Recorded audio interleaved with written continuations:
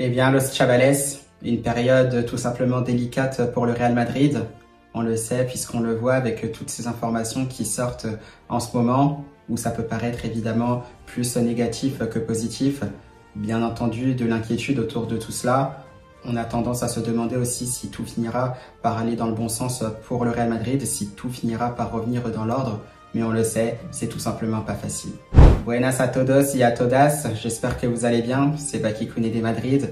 On se retrouve pour une nouvelle vidéo à propos du Real Madrid, bien entendu. C'est vrai que d'une part, il n'y a pas de match, puisque pour le moment, on va dire, c'est la trêve pour les Madrilènes, puisque le mondial des clubs est terminé. On attend bien sûr d'autre part la reprise du championnat et donc le début de cette saison 2025-2026 avec ce premier match face à Osasuna. Mais c'est vrai que pour l'instant, les regards sont braqués bien sûr sur l'effectif du Real Madrid et justement, on va en parler, Los Chavales. Vamos! Eh bien, Los Chavales, même si ça ne va pas, comme vous l'aurez compris côté Real Madrid, c'est toujours un plaisir pour moi de vous retrouver, donc à travers une vidéo pour parler bien sûr du Real Madrid. Voilà, on le sait, on préfère toujours parler lorsque tout va bien. Maintenant, c'est vrai qu'il faut aussi parler quand tout se passe un peu plus mal, où on est un peu plus dans le dur côté madrilène. On le sait, puisque la saison 2024-2025 qui vient de se terminer ne s'est pas très bien passée pour l'effectif madrilène, pour tout le club en général, avec notamment ce qu'on va revenir, mis à part effectivement le fait qu'on n'ait gagné aucun titre majeur, c'est surtout le fait qu'on ait pris aussi, entre guillemets, des grosses claques face à tous les gros adversaires cette saison, bien sûr de Liverpool ou Barcelone, en allant jusqu'évidemment au Paris Saint-Germain, en passant aussi par des adversaires comme Arsenal. Donc de ce côté-là, même au niveau des prestations face aux gros adversaires, face aux top clubs européens, c'est une saison à oublier pour le Real Madrid. Et c'est vrai que ça s'est aussi cristallisé dans l'ensemble par pas mal de sujets. On le sait, un effectif qui est évidemment pas cohérent, peut-être aussi le comportement de certains joueurs pour qui c'est un peu plus difficile aussi de s'entendre, notamment sur le terrain. On parle pas aussi de ce qui se passe en dehors parce que pour ma part, c'est pas forcément ce qui intéresse lorsque les joueurs sont sur le terrain. Mais voilà, c'est aussi un des aspects négatifs. Donc on est là, bien évidemment, pour en parler. C'est vrai que ça s'est encore plus vu. Il y a eu encore plus de polémiques. Il y a encore eu plus de piment, plus d'huile mise sur le feu, j'ai envie de dire, notamment après cette défaite face au Paris Saint-Germain en demi-finale du mondial des clubs. Un Real Madrid aussi qui aura pris une véritable correction, qui était tout simplement absent des débats. Et c'est vrai que par rapport à ça, pour l'organisation de la nouvelle saison, on a tout simplement envie d'en parler parce qu'on le sait, le Real Madrid a aussi envie d'agir. Donc voilà, Los Chavales, en résumé, ce qu'il se passe. On a vu aussi qu'il y a eu plein d'informations, soi-disant aussi que par rapport au clan Mbappé, voilà, qu'il y aurait eu certaines demandes, du moins des réclamations, des sous-entendus, j'ai envie de dire aussi, par rapport au fait que certains joueurs n'auraient pas le niveau au Real Madrid, un moment aussi que Kylian Mbappé ne poserait pas de problème au Real Madrid, que ce serait aussi Vinicius qui poserait problème, des joueurs qui ne veulent pas jouer avec Vinicius, Rodrigo qui serait aussi poussé vers le départ. C'est vrai qu'au final, Los Chavales, il y a pas mal d'informations qui sortent. Finalement, on sait même pas déceler le vrai du faux. Tout ce que je peux dire, moi, c'est que finalement, il faut faire attention parce que d'une part, tout peut se passer dans ce mercato-là. Alors, c'est vrai aussi qu'on peut évidemment poser des théories aussi qui peuvent être plausibles au vu de ce qui se passe actuellement au Real Madrid. Si vous avez vu aussi un de mes contenus sur ma chaîne TikTok, que vous pouvez aller voir d'ailleurs, elle est aussi disponible sur ma chaîne aussi Instagram, mais aussi Facebook. Il y avait là aussi ce cas-là concernant Rodrigo Goes qui pourrait évidemment aussi quitter le Real Madrid. Moi, c'est vrai que j'avais émis aussi une possibilité qui reste à certaines conditions évidemment, mais il y a aussi le fait qu'il puisse partir pour certaines raisons, puisqu'on a vu aussi un Real Madrid qui est encore une fois recruté dans le secteur offensif. Vous avez vu que le jeune argentino Mastantuono rejoindra le Real Madrid à partir du 14 août. On ne sait pas ce qu'il se fera, puisqu'on sait que visiblement Xabi Alonso aurait le choix, aurait libre choix, aurait carte blanche tout simplement par rapport à cet effectif du Real Madrid. Ça aussi d'ailleurs, Los Chavales, attention à ça, parce que ça reste que des paroles qui sont reportées. Moi, ce que je peux vous dire, c'est qu'on attend tout simplement de voir ce qu'il se passera sur le terrain. Il ne faut absolument pas parler trop vite. Même si c'est vrai que, bien entendu, le fait que l'entraîneur, et ça, pour ma part, c'est quelque chose qui doit être normal, le fait aussi qu'il ait la main sur son effectif, sur la totalité de son équipe, eh bien, c'est quelque chose de logique qui aurait dû être installé aussi dès le départ. Maintenant, on le sait parce que le Real Madrid, par moment, vit un peu différemment. On l'a vu notamment sous la houlette du président Florentino Pérez, des fois des joueurs aussi qui étaient visiblement obligés de jouer. Donc, c'est pour ça, par rapport à ça, ça reste que des paroles. J'attends bien sûr de voir ce qu'il se passera si au fur et à mesure, Xabi Alonso aura bien la main sur son équipe. Ça, pour le moment, j'ai pas trop envie de m'avancer parce que ça reste que des paroles, comme je disais. Donc, attendons de voir le Chabales par rapport à ça et restons patients. Et par rapport à ça, justement, pour revenir à Rodrigo Goes, vous le savez, c'est assez délicat parce qu'il y a aussi l'arrivée de Mastantuono, donc qui arrivera. Mastantuono, vous le savez, qui peut jouer aussi derrière un attaquant, mais qui peut jouer aussi sur l'aile droite, donc limite quand on joue aussi à 3 attaquants. Le problème, c'est que, comme vous le savez, Los Chavales, on est plus sur un Real Madrid aussi qui joue davantage sur 2 attaquants, qui joue avec 2 attaquants pas forcément de pointe, mais du moins ça reste 2 attaquants. On le sait, c'est quelque chose aussi qui fonctionne très très bien parce qu'on a vu aussi tous les titres qui ont été remportés par le Real Madrid sur les dernières saisons. Eh bien, c'était principalement aussi avec 2 attaquants alignés. Pas besoin de vous présenter ce qu'il se passait, notamment avec le Real Madrid de Zidane, même si sur l'année 2015-2016, on était plus sur un Gareth Bale, donc ils étaient plus à droite, ils étaient plus à 3. Quand le Real Madrid a notamment remporté cette undécima, donc la 11e Ligue des Champions, avec cette finale face à l'Atlético du côté de San Siro à Milano. Donc vous le savez, sinon après pour le reste, c'est un Real Madrid qui était plus à 2 attaquants. On avait Cristiano Ronaldo avec Karim Benzema, bien sûr épaulé par Isco juste derrière et le fameux trio, la CMK, Casemiro, Kroos et Luka Modric.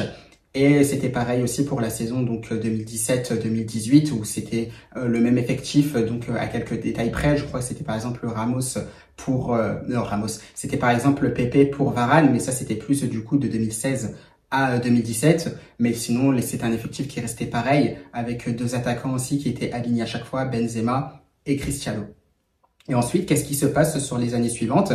Eh bien, quand on arrive à l'année Carlo Ancelotti, on retrouve ce fameux duo Vinicius et Karim Benzema, donc 2 attaquants. Vinicius, bien sûr, un peu plus sur le côté, un Karim Benzema en numéro 9, mais qui était pratiquement un électron libre, tant il maîtrisait à la perfection ce style de faux numéro 9. Et comme on pouvait s'y attendre, eh bien, côté droit, c'était pas forcément un autre attaquant. On avait mis justement Federico Valverde, ce qui permettait justement d'équilibrer un peu plus cet effectif du Real Madrid. Mais en globalité, c'était un Real Madrid qui était plus à 2 attaquants et ils ont fini justement par remporter cette Ligue des Champions. Donc ça, c'était en 2022. Il me semble que c'était la 14e, donc la 14e face à Liverpool. Donc là, encore une fois, c'était avec 2 attaquants. Qu'est-ce qui se passe encore une fois aussi 2 ans plus tard, toujours avec Carlo Ancelotti? Eh ben, c'est un Real Madrid, malgré l'absence de Karim Benzema qui a dû quitter le club, eh bien, on se retrouve principalement avec un duo Vini-Rodrigo, accompagné par Jude Bellingham, plus en numéro 10, visiblement, même s'il pouvait se projeter. Donc voilà, ça se passe très très bien et encore une fois, c'était beaucoup plus 2 attaquants. On a gagné justement cette Quinta, donc la 15e pour le Real Madrid en finale face au BVB. Et encore une fois, c'était avec 2 attaquants. Là, on repasse visiblement comme les années précédentes avec 3 attaquants. C'est vrai que ça a été un peu plus compliqué. On le sait, il y a eu les départs de Kroos. On a eu bien sûr Carlo Ancelotti et son staff qui ont eu du mal finalement à essayer d'équilibrer au maximum ce Real Madrid là. Mais c'était pas forcément que de la faute du coach. Peut-être qu'on avait des joueurs aussi qui étaient un peu en dessous justement dans la régularité, dans l'exigence, ce qui n'a pas permis à ce Real Madrid-là de réaliser une saison plus que pertinente. Donc voilà, on le sait et c'est ça justement le fait que le Real Madrid s'en sort mieux avec 2 attaquants qui complique justement potentiellement le fait que Rodrigo Goes puisse rester du côté du Real Madrid tout en sachant aussi qu'il a quand même une sacrée valeur marchande, ce qui laisserait le Real Madrid à l'écoute de potentielles offres pour vendre justement le Brésilien. Et ça justement, c'est vrai que ça reste bien sûr intéressant quand on sait bien sûr que le Real Madrid a besoin de se renforcer, notamment sur le secteur défensif et au milieu de terrain. Le milieu de terrain, bien sûr, ça j'en avais déjà parlé, j'en avais parlé plusieurs fois, j'en ai parlé aussi lors de la Coupe du Monde des clubs où je disais qu'il fallait aussi un milieu de terrain supplémentaire qui pouvait jouer un peu plus bas mais qui était aussi avec un profil technique et organisateur de jeu, donc d'un peu plus bas, pour permettre à des joueurs comme Arda Güler, par exemple, d'être un peu plus libérés dans leur rôle de numéro 10, parce que Arda, comme vous le savez, moi je le préfère vraiment quand il est dans les derniers mètres, parce qu'il a la qualité justement pour faire la différence avec un dribble, une frappe lointaine, et surtout avec ses dernières passes pied gauche qui sont plus que intéressantes.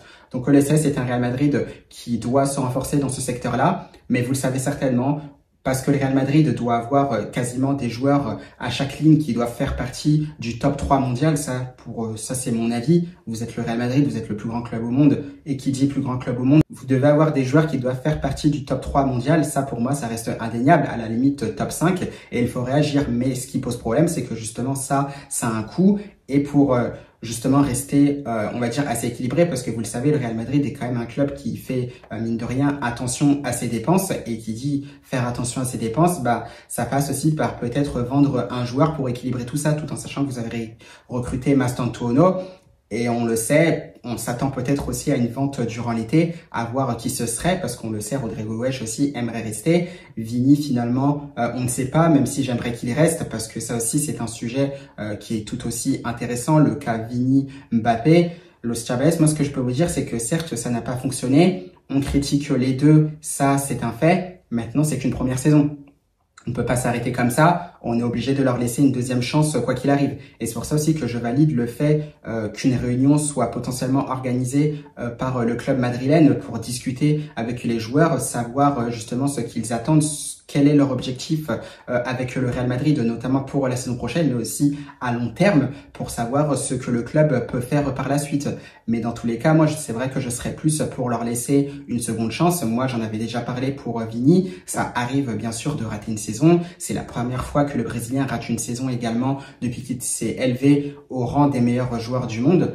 Donc voilà, laissons le temps, ça arrive, il faut lui laisser le bénéfice du doute et on verra ce qu'il se passera pour la saison prochaine. C'est vrai que malheureusement, si ça se passe toujours mal, et c'est vrai que c'est là où c'est assez délicat parce que le Real Madrid, vous vous en doutez bien, est un club qui n'aime pas attendre, on aime avoir des résultats tout de suite comme tous les plus grands clubs, j'ai envie de dire.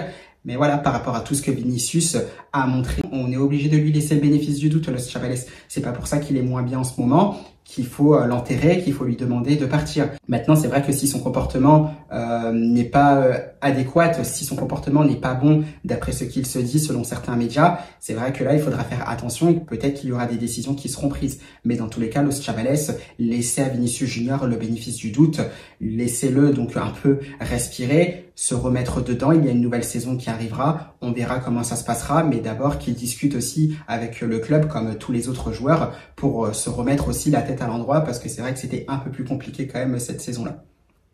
Donc voilà, dans la globalité, vous le savez, c'est un Real Madrid qui doit recruter. Il y aura peut-être, comme je vous le disais, des ventes parce que les secteurs défensifs et milieu de terrain sont très très importants. Voilà, donc du coup, comme vous le savez, donc top 5, top 3 mondial pour ces secteurs-là. Et c'est vrai que, comme vous le savez, ça coûte très très cher. Alors déjà, pour commencer, au niveau de la défense, il y a eu donc ces rumeurs par rapport à Ibrahima Konaté qui pourrait ne pas prolonger, ce qui pourrait forcer Liverpool à le vendre dès cet été au Real Madrid. Donc un Real Madrid qui pourrait l'acheter. C'est vrai que Ibrahima Konaté, ça reste intéressant. C'est vrai que c'est un défenseur, je trouve, quand même assez complet. Il va vite, il est puissant, il sait quand même relancer aussi les ballons donc à partir de derrière. Ça peut être bien sûr complémentaire avec Dina Hyssen. Ça, là-dessus, il n'y a rien à dire. Mais c'est vrai que le petit hic peut-être avec Ibrahima Konaté, c'est peut-être les blessures parce que c'est quand même un joueur qui se blesse assez souvent. Donc, ce qui peut poser problème, tout en sachant qu'avec le Real Madrid, on aimerait aussi en finir davantage avec les joueurs qui se blessent régulièrement durant les saisons. Donc, c'est vrai que pour ma part, Ibrahima Konaté ne marque pas forcément de points de ce côté-là. Et pour ma part, c'est vrai qu'il y a un autre défenseur que j'aimerais voir le Real Madrid prendre pour ce mercato-là. J'en ai déjà parlé dans une vidéo que vous pourrez retrouver sur ma chaîne YouTube où je parlais principalement des défenseurs. Et bien tout simplement, c'est l'Italien de l'Inter Milano, donc Alessandro Bastoni. Voilà, c'est un défenseur aussi très très bon, qui reste aussi jeune, qui est gaucher aussi, bien sûr. Il défend assez bien, il est grand, puissant, ça va aussi très très vite. Il y a aussi du leadership puisqu'il fait partie aussi des cadres de l'Inter et tout en sachant qu'on sait aussi que l'Inter Milan est en fin de cycle. On l'a vu puisqu'il y a Simone Inzaghi qui a quitté le club pour rejoindre Al Hilal. Il y a d'autres joueurs aussi comme Il me semble que c'est Çalhanoğlu qui pourrait quitter aussi l'Inter Milan. Donc on s'est dit, voilà, c'était un Inter Milan qui pourrait être en fin de cycle et peut-être un nouveau challenge aussi pour Bastoni. Donc finalement, pourquoi pas Los Chavales? Après, c'est vrai que Bastoni, c'est une valeur marchande qui est assez chère. Donc c'est un prix aussi qui pourrait avoisiner les 100 millions d'euros, voire plus. Est-ce que le Real Madrid pourrait s'aligner dessus? C'est vrai qu'il faudrait y réfléchir, mais c'est un Real Madrid aussi qui doit taper fort. Et c'est pour ça aussi qu'on parlait de vente au niveau des attaquants, parce qu'il pourrait y avoir trop d'attaquants. Et quand on sait que le Real Madrid aime bien rester équilibré par rapport à ses dépenses, eh bien ça peut être un peu compliqué à voir ce qu'il se passera par rapport à cela. Mais pour ma part, au lieu d'Ibrahima Konaté, je privilégierais plus un transfert d'Alessandro Bastoni. Donc ça déjà, c'est la première chose. Ensuite, il y a au milieu de terrain, vous le savez, il y a eu aussi les rumeurs par rapport à Angelo Stille qui aurait pu signer justement du côté du Real Madrid. Finalement, ça n'a pas l'air de se faire. Et ce qui est bien avec Angelo Stille, c'est que c'est un joueur qui est très talentueux et qui a un taux de passe réussi assez affolant, qui ne coûte pas très cher. Il me semble que c'était à partir des 40-45 millions d'euros, si je ne dis pas de bêtises. Donc c'est vrai que ça aurait pu être la pioche parfaite. Maintenant, ce qui est intéressant, c'est qu'on nous sort des rumeurs comme quoi on pourrait s'aligner sur un joueur comme Nicolo Barella. Nicolo Barella, que vous connaissez très bien, un milieu de terrain très talentueux, très élégant aussi du côté de l'Inter Milan, capable aussi d'organiser le jeu d'un peu plus bas. Il est aussi capable de se projeter vers l'avant. Ça peut être aussi complémentaire avec Arda Güler et Federico Valverde, avec aussi le retour de Jude Bellingham en cas de milieu de terrain à 4 dès que l'anglais sera aussi de retour. Ça peut être pas mal pour Nicolo Barella. C'est une valeur marchande qui est assez élevée, à voir si le Real Madrid pourrait s'aligner dessus. Mais c'est vrai que si on part du principe Bastoni plus Nicolo Barella, c'est vrai que ça fait très cher. Et quand on sait justement que le Real Madrid reste assez vigilant par rapport à ses dépenses pour rester dans le vert, c'est vrai que ça paraît assez compliqué. Mais comme le Real Madrid doit agir, eh bien on se dit finalement, pourquoi pas Los Chavales? Donc voilà, vous le voyez, c'est assez complexe comme situation. Tout ce que je peux vous dire, Los Chavales, c'est qu'il faudra vraiment faire attention par rapport à tout ce qu'il se dit autour du Real Madrid. On attend de voir bien sûr des choses concrètes. Pareil aussi pour ce qui nous attend la saison prochaine. Dès qu'il y aura des matchs du Real Madrid, c'est vrai qu'il faudra rester assez calme, j'ai envie de dire. C'est un Real Madrid qui repart bien évidemment dans un nouveau cycle. On le sait, il n'y a quasiment plus d'anciens dans cette équipe-là. C'est vraiment une nouvelle génération. Plus de Luka Modric, plus de Toni Kroos. Les Benzema sont partis. Nacho est parti. Lucas Vazquez est parti. Les Benzema sont partis aussi. Cristiano Ronaldo est parti également. Marcelo aussi. Il ne reste plus que Dani Carvajal. Donc là, voilà, c'est une nouvelle génération.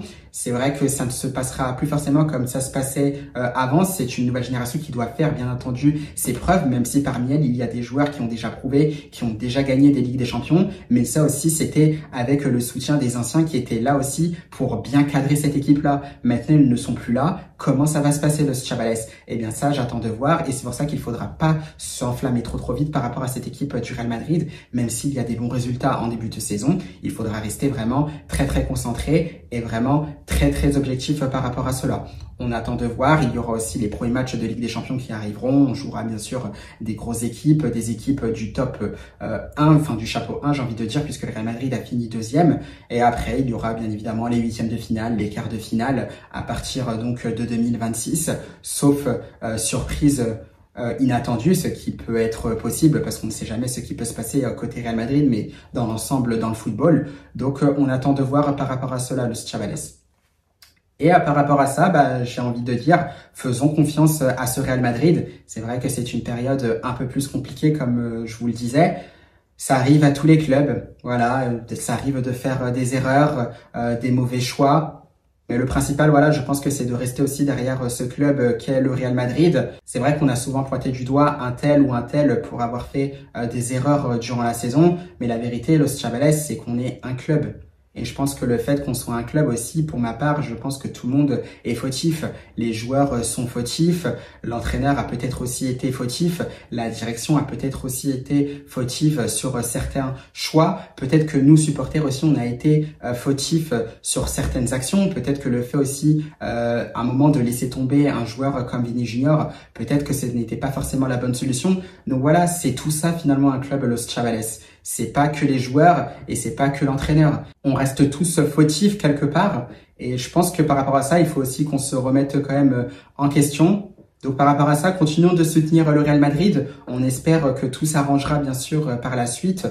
Laissons bien sûr une deuxième chance aux joueurs. Maintenant, c'est à eux de le montrer. Et si effectivement ça se passe mal lors de la deuxième saison, alors bien évidemment, il y aura des décisions qui seront prises. Mais dans tous les cas, Los Chavales, avoir conscience que ce n'est pas forcément de la faute des joueurs ou de l'entraîneur, c'est vraiment tout un ensemble du club. Parce que Los Chavales, c'est vrai que ça soit entraîneur, que ça soit les joueurs, que ça soit la direction, que ça soit les supporters, on est tous acteurs d'un même club, et ça c'est le Real Madrid. Donc on représente tous ensemble un club. Ce n'est pas uniquement les joueurs. Pareil aussi, il y a une équipe, il y a des joueurs qui sont là actuellement, mais ils représentent aussi les joueurs qui ont joué pour le Real Madrid par le passé. C'est ça aussi qui représente un club.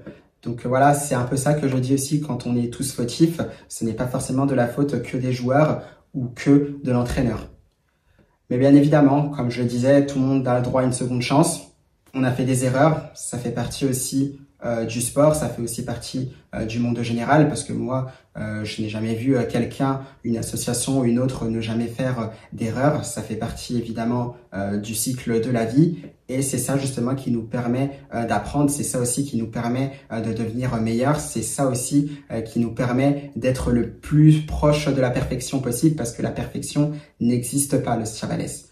Donc voilà, par rapport à ça, gardons le sourire. C'est vrai que c'est une période un peu plus difficile, mais croisons les doigts et disons-nous tout simplement que ça ira mieux pour le Real Madrid, et surveillons tout simplement de très près ce qu'il se passera pour la suite.